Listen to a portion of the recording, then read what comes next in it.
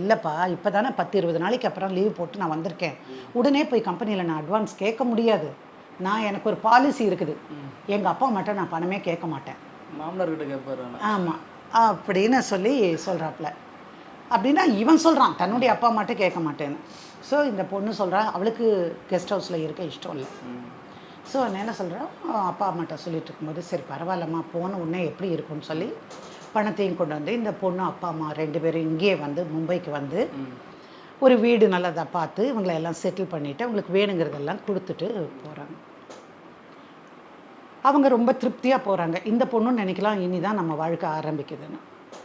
But அவங்க வந்து போனதுக்கு அப்புறம் தான் மாப்பிள்ளை சொல்கிறான், எனக்கு இங்கே வேலை போயிடுச்சு,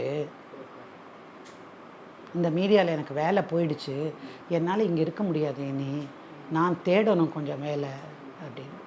சரி பரவாயில்லைங்க, அதனால் என்ன, இப்போல்லாம் நிறைய வேலை கிடைக்கிது, நம்ம பார்த்துக்கலாங்க. She was very happy. கம்ஃபர்டபுளாக இருக்கிறோம் நாம், அது என்ன வேலை தானே கிடைச்சிரும் அப்படின்னு. இந்த பொண்ணு மும்பை வரும்போது வேறு வழி இல்லை அவளுக்கு, அதனால் இவன் வந்து வேலையை விட்டுட சொல்லிட்டான். அந்த பொண்ணோட வேலை இல்லை. இப்போ மாமனார் கொண்டு வந்து எல்லாத்தையும் கொடுத்துருக்காரு.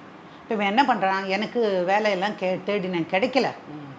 எப்போவுமே நமக்கு மொய் பணம் கொடுப்பாங்க சார் எல்லாரும், அதெல்லாம் பொண்ணு மாப்பிள்ளையெல்லாம் கையில் வரும்போது எல்லாம் கொடுத்து அனுப்புவாங்க. அந்த மாதிரி இருக்கிறத வச்சு ஒரு மாதம் ஓட்டுறாங்க.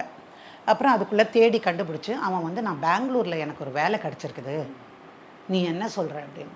பரவாயில்ல, எங்கே இருந்தாலும் நம்ம வேலை தானே, அதனால் நம்ம பெங்களூருக்கு போகலாம் அப்படின்னு அந்த பொண்ணு சொல்கிறேன்.